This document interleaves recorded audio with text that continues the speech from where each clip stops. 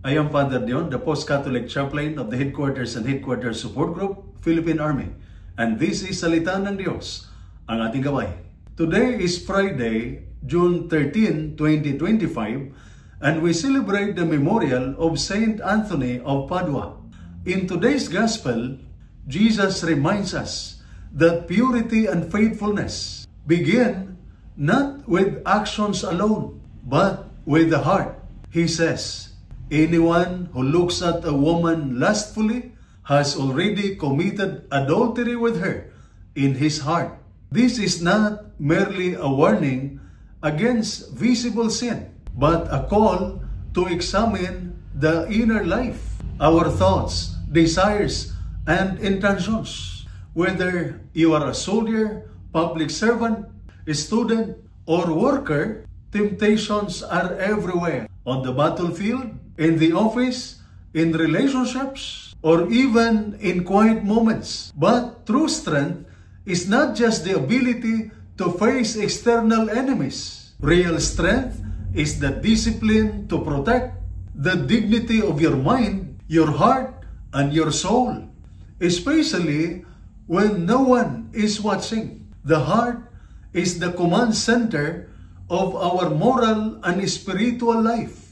When it is corrupted by temptation or dishonesty, our decisions, relationships, and integrity suffer. But when it is guarded by prayer, honesty, and discipline, it becomes a source of light for everything we do. Today, we also celebrate the memorial of Saint Anthony of Padua, a beloved saint known for helping people find lost things. But more than that, Saint Anthony was a man of deep holiness, sharp intellect, and heartfelt compassion. He was a powerful preacher who called people back to purity and repentance. More than finding lost items, he helped many people find their way back to God. Saint Anthony guarded his heart with the scripture, prayer, and service. And through his example, we are reminded to do the same.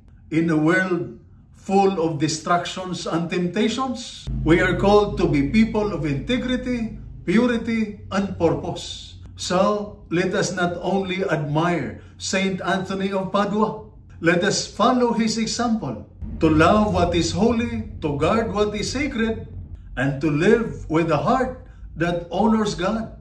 And this is Salita ng Diyos, ang ating gabay. Let us pray. Lord Jesus, help me to be pure in heart and faithful in thought and action. In moments of weakness or temptation, remind me that true strength is found in choosing what is right, even when it is difficult. Saint Anthony of Padua, pray for us. Help me to find not just lost things, but the lost virtues within me, like purity, discipline, and a heart that longs for God. Protect my heart, O Lord, that in every duty I perform, and in every person I encounter, I may reflect your truth, your love, and your holiness. Amen.